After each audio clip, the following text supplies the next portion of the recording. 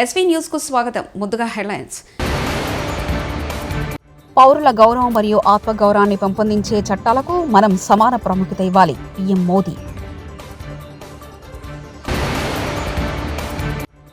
AP కేబినెట్లో కీలక నిర్ణయాలు, వాటికి ఆమోదం. సీఎం చంద్రబాబు.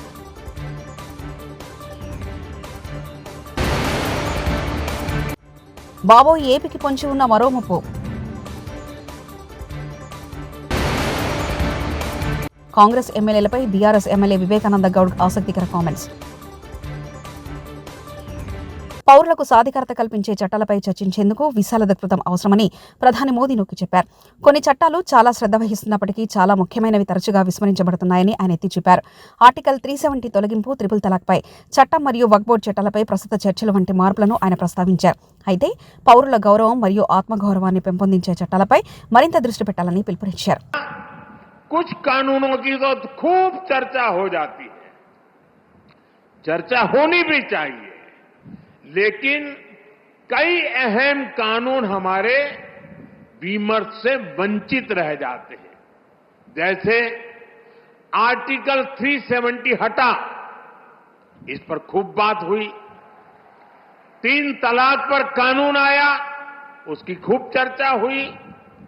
इन दिनों वक्फ बोर्ड से जुड़े कानून पर बहस चल रही है. हमें चाहिए हम इतना ही महत्वपूर्ण उन कानूनों को भी दें जो नागरिकों की गरिमा और स्वाभिमान बढ़ाने के लिए बने हैं. अब जैसे आज अंतर्राष्ट्रीय दिव्यांग दिवस है, देश के दिव्यांग हमारे ही परिवार के सदस्य हैं, लेकिन पुराने कानूनों में दिव्यांगों को किस కేటగిరీ में रखा गया था?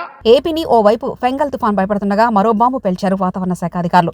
ఏపీకి ఫెంగల్ ముప్పు తక్కువేనా మరో ముప్పు పొంచి ఉందని ప్రకటించారు. డిసెంబర్ 2వ వారంలో బంగాళాఖాతంలో మరో అల్పపీడనం ఏర్పడుతుందని వాతావరణ శాఖ అధికారులు తెలిపారు. ఈ అల్పపీడనం వాయుగుండంగా మారి తుఫానుగా పరిగణించే అవకాశం ఉందన్నారు. దీని ప్రభావంపై ఏపీపై అధికంగా ఉండే అవకాశం ఉందని అంచనా వేశారు. ఏపీ కేబినెట్ పలు సంచలన నిర్ణయాలు తీసుకుంది. ఇవాళ మంగళవారం ముఖ్యమంత్రి నారా చంద్రబాబు నాయుడు అధ్యక్షతన మంత్రిమండలి సమావేశం జరిగింది. ఈ సమావేశంలో 10 అంశాలపై కీలకంగా చర్చించారు. పలు పాలసీలకు కేబినెట్ ఆమోదం తెలిపింది. 3 గంటల పాటు ఈ సమావేశం జరిగింది. జల జీవన్ మిషన్ సక్రమ వినియోగంలో జాప్యంపై ముఖ్యమంత్రి చంద్రబాబు తీవ్ర అసంతృప్తి వ్యక్తం చేశారు. జల్ జీవన్ మిషన్ DPRలు స్థాయి దాటి ఎందుకు ముందుకెళ్లట్లేదని అధికారులను సీఎం చంద్రబాబు ప్రశ్నించారు. ప్రతి ఒక్కరికి త్రాగునీరు అందించే ప్రాజెక్టును రాష్ట్ర ప్రభుత్వం సద్వినియోగం చేసుకోవట్లేదని ఢిల్లీలోనూ చెప్తున్నారని ఉప ముఖ్యమంత్రి పవన్ కళ్యాణ్ తెలిపారు. బ్యూరోక్రసీ ఆలస్యం కావడం వల్లే మంచి పథకం సద్వినియోగం కావట్లేదని ముఖ్యమంత్రి అధికారులపై ఆగ్రహం వ్యక్తం చేశారు. మిషన్ మోడ్లో పనిచేస్తే జలజీవన్ అద్భుత ఫలితాలిస్తుందని మంత్రి నారా లోకేష్ వివరించారు. ఏటూరు నాగారంలో మావోయిస్టుల ఎన్కౌంటర్పై మాకు అనుమానాలున్నాయి. ఫేక్ ఎన్కౌంటర్లు ఎప్పటికైనా తప్పే. గతంలో కేసీఆర్ కూడా ఎన్కౌంటర్లకు ఒప్పుకోలేదు.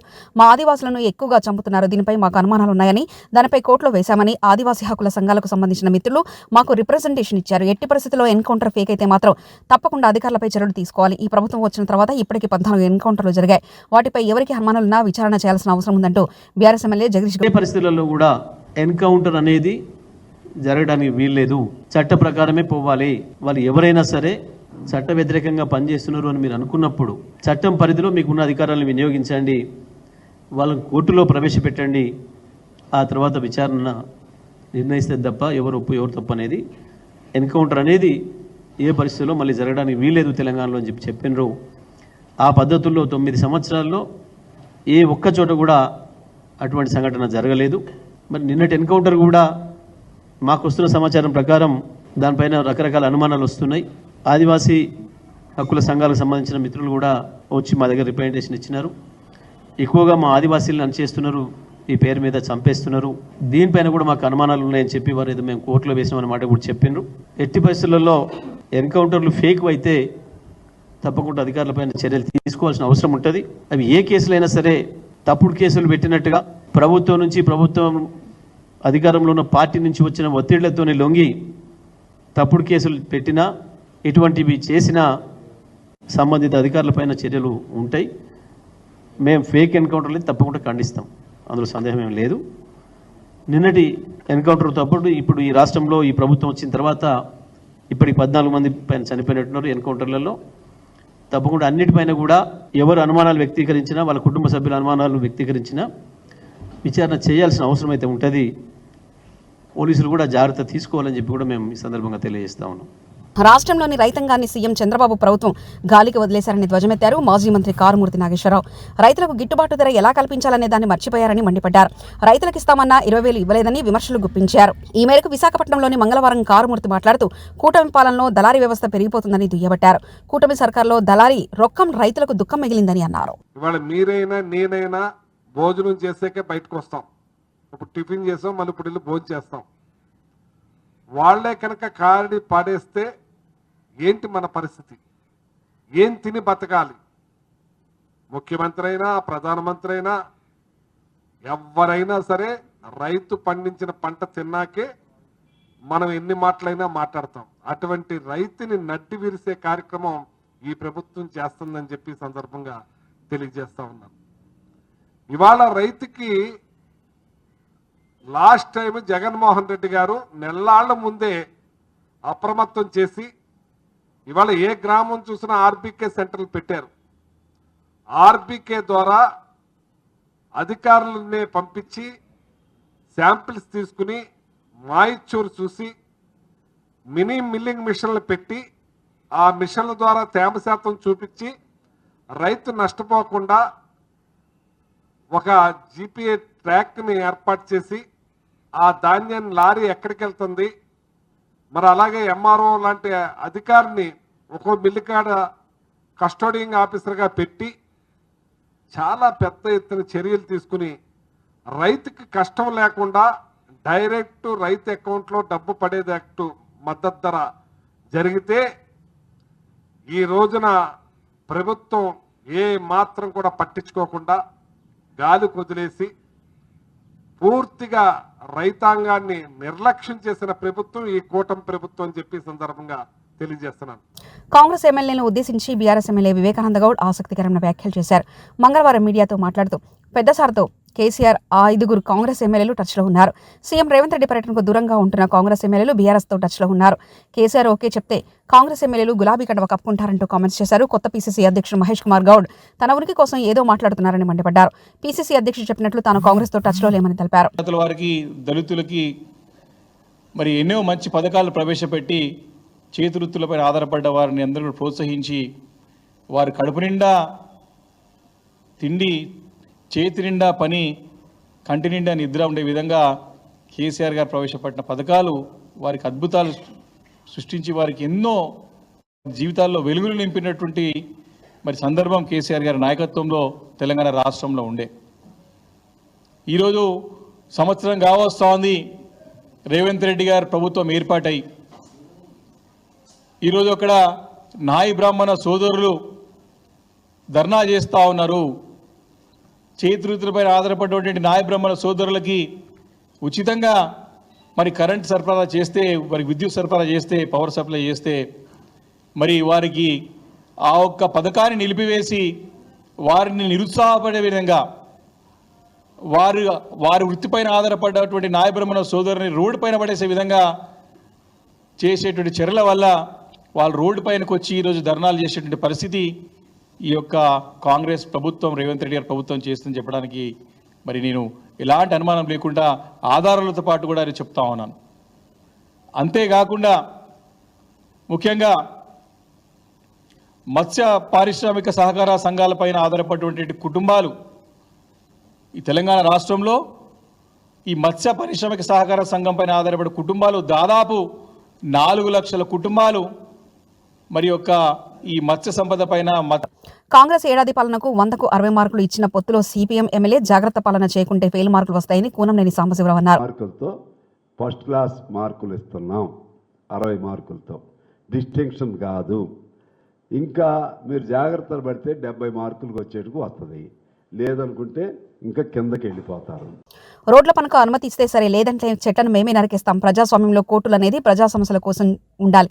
చెట్లు జంతువుల తర్వాత రావాలి. మనుషుల ప్రాణాలు తీసే కోర్టులు ఎవరికి అవసరం లేదు. చేవెలలో రోడ్డు ప్రమాదంలో చాలా మంది చనిపోతున్నారు. రోడ్డు ప్రమాదాలు జరుగుతున్నాయని అధికారులు ఎన్టీజీకి నివేదిక ఇవ్వండి. మనిషి ప్రాణాల కంటే చెట్లేమీ ముఖ్యం కాదు. మా బాధను అర్థం చేసుకొని ఎన్జీటీ వాళ్ళు రోడ్డు పనులకు అనుమతిస్తే సరే, లేదంటే చెట్లను మేమే నరికేస్తామంటూ బీఆర్ఎస్ నాయకుడు పట్లోల కార్తిరెడ్డి వ్యాఖ్యానించారు. చెట్లు జంతువుల కోసం ప్రాణాలు తీసే మనిషి ప్రాణాలు తీసే కోర్టు ఎవరికి కూడా అవసరం లేదనే విషయం కోర్టులకు మీ ద్వారా తెలియజేస్తారు. ఎన్జీటీకే గానీ హైకోర్టుకే గానీ ఎంతమంది చనిపోతున్నారు ఇక్కడ మనకు తెలిసి యాక్సిడెంట్లు కొంతమంది తెలియకోకుండా బైక్ల మీదకి వెళ్ళి పక్కలు పడి ఇంట్లో తీసుకుపోయిన వాళ్ళు కూడా చాలా మంది ఇక్కడ చనిపోయిన వాళ్ళు చాలా మంది ఉన్నారు. మీ తరఫున మీ నుంచి అధికారుల నుంచి దయచేసి ఎన్జీటీకి మీరు ఎప్పుడైతే నివేదిక ఇస్తున్నారో ఈ నివేదిక ఇవ్వండి. చాలా మంది చనిపోతున్నారు, అక్కడ పరిస్థితి ఇంకో విధంగా ఉన్నది, చేవేల చుట్టుపక్కల గ్రామాలనే పరిస్థితి మీరు దయచేసి ఇచ్చే ప్రయత్నం చేయాలా. రెండో విషయం మా అందరి మధ్యలో ఉన్నారు, అందరు కూడా ఒకటే ఆలోచన చేస్తున్నాం. 13, 16 ఒకవేళ ఎన్జీటీ ఇట సంతోషం, ఒకవేళ ఎన్జీటీ ఇట మా బాధను అర్థం చేసుకుని రోడ్డు పనులు ఫుల్ స్కేల్లో అలౌ చేస్తున్నప్పుడు చాలా సంతోషం. లేకపోతే మాత్రం మనుషుల ప్రాణాల కన్నా చెట్లు ఎక్కువ కాదు. మా బాలరాజన్ అన్నట్టు ఏ గేట్ మీద ఆ ఊళ్ళో చెట్లని కూడా నరికేస్తామని చెప్తున్నారు. ఎన్ని గేట్స్ అయినా కూడా తయారుంటారా? ఎన్ని గేట్స్ అయినా కూడా తయారుంటాం మేము. ఇది మాత్రం ఫైనల్. ఏ గేట్ కాడ ఆ గేట్ కాడ 16 తారీఖున వాళ్ళు అలౌ చేయకపోతే మాత్రం మా ప్రాణాల కన్నా మించిన చెట్లు ఏమీ కాదనే విషయం నేను చాలా స్పష్టంగా చెప్తున్నా. మీ ద్వారా తెలియజేస్తున్నా, దయచేసి 16 తారీఖు మీరు పర్మిషన్ ఇప్పియాలా, రోడ్ ఫుల్ స్కేల్ పని కావాలా. ఇప్పుడే రక్తమన్న చెప్పినట్టు దయచేసి కాంట్రాక్టర్ గారికి కూడా సీరియస్నెస్ వచ్చేటట్టు మీరు చెప్పాలా. ఆషామాషిగా పనులు మొదలు పెట్టే కాదు, ఫుల్ స్కేల్ లో పనులు మొదలు పెట్టాలా. పోలీస్ సోదరులు కూడా డేంజర్ ఎక్కడెక్కడైతే రోడ్ ఉన్నదో దాన్ని గుర్తించాలా. గుర్తించి అక్కడ స్పెషల్ గా మీరేమైనా సైన్స్ పెడతారా, అదనంగా మీరేమైనా పర్సనల్ కూర్చోబెడతారా అనేది అది మీ నిర్ణయం. కానీ దయచేసి కొత్త వాళ్ళు ఎవరైనా ఇక్కడ తీసుకొస్తున్నారు, ముఖ్యంగా ఎవరైతే ఈ లారీ వాళ్ళు ఉంటారో వాళ్ళ అసోసియేషన్ కూడా ఉంటుంది, వాళ్ళని దయచేసి మీటింగ్ పిలవండి. పిలిచి చెప్పు ఇక్కడ ఓవర్టేక్ చేయడానికి లేదు, ఒకటే స్పీడ్ లో నడపాలి. ఇగో ఈడికి వచ్చేటప్పటికి ఇదే పద్ధతి అని దయచేసి పోలీస్ సోదరులు కూడా మీరు తెలియజేయాలని చెప్తున్నా. ఈ పైన ఏ కార్యక్రమం మీరు తీసుకున్నా కూడా మీతో పాటు కలవడానికి నేను సిద్ధంగా ఉన్నా. హన్మకొండ జిల్లాలోని మడికొండలో సోషల్ వెల్ఫేర్ అక్రమ గురుకుల పాఠశాలలో బీఆర్ఎస్ గురుకుల పాఠలో ఉద్రిక్తత. బీఆర్ఎస్ రాష్ట్ర నాయకులు ఏనుగుల రాకేష్ రెడ్డి, కార్పొరేటర్ రాధికారెడ్డి, రవి నాయకుల ఆధ్వర్యంలో గురుకుల పాఠ సందర్శన నిమిత్తం ఆశ్రమ పాఠశాలకు వెళ్లిన టీఆర్ఎస్ నాయకులను ఆశ్రమ పాఠశాలలోనికి రానికుండా అడ్డుకున్న పోలీసులు. అనుమతి లేదంటూ వారితో పాటు 50 మంది కార్యకర్తలను బలవంతంగా అరెస్ట్ చేసి మడికొండ పోలీస్ స్టేషన్కు తరలింపు.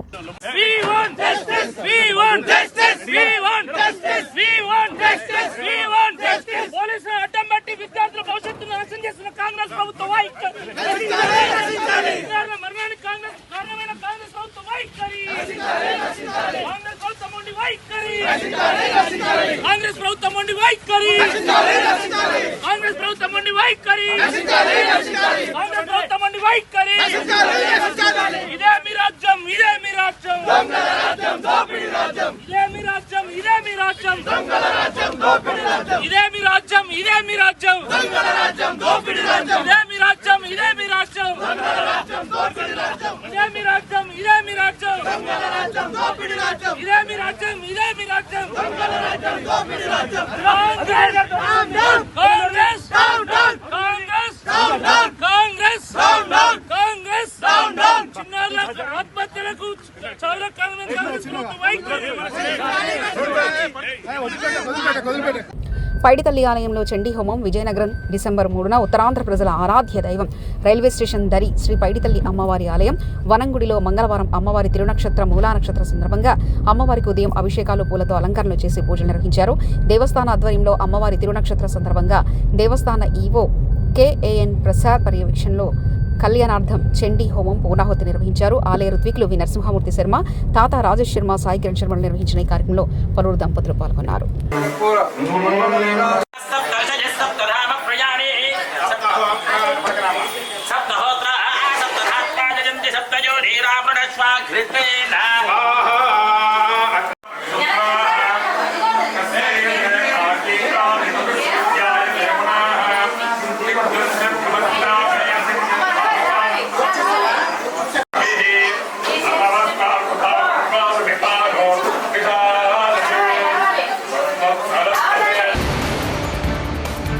పౌరుల గౌరవం మరియు ఆత్మగౌరవాన్ని పెంపొందించే చట్టాలకు మనం సమాన ప్రాముఖ్యత ఇవ్వాలి. పీఎం మోదీ.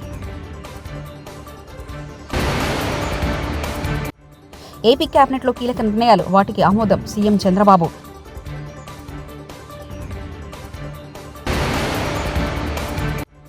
బాబోయ్, ఏపీకి పొంచి ఉన్న మరో ముప్పు. కాంగ్రెస్ ఎమ్మెల్యేలపై బీఆర్ఎస్ ఎమ్మెల్యే వివేకానంద గౌడ్ ఆసక్తికర కామెంట్స్. ఇవి బులెటిన్ విశేషాలు. చూస్తూనే ఉండండి ఎస్వీ న్యూస్.